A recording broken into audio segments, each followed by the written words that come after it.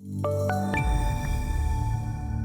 the metals quadrant today, taking a look at the gold futures contract. The June gold futures contract finished the day down about 0.5% and completed an outside range week. What is an outside week? Well, you get a higher high than the previous week. You get a lower low than a previous week. And the close needs to be opposite of what the last week was. Last week we finished higher. This week we finished lower, hence the outside week. Now, sometimes that can mean a reversal. We don't know if that's the case yet because there hasn't really been a strong uptrend lately. You look at gold over the last three of the last 4 sessions have all been lower, falling a total of about 3 1/3%.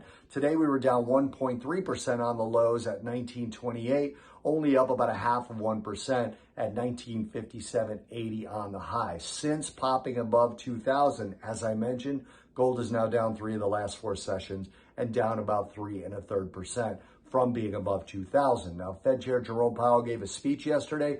Definitely a severe headwind for gold in that speech. He talked about front-loading rate hikes. A lot of people thought he was actually trying to warn the market, convince them that he was serious. The CME Fed Watch tool has well over a 90% chance now of a 50 basis point hike at the next meeting. Also high probabilities of a 50 basis point rate hike at the meetings following that. So it looks like the Fed is serious about getting out of their easy monetary policy stance, which should act as a headwind for gold. Also, inverse relationship between the dollar and gold, and there's been some very recent dollar strength. The dollar completed its 3rd straight week of gains, moving higher by about 2.75%.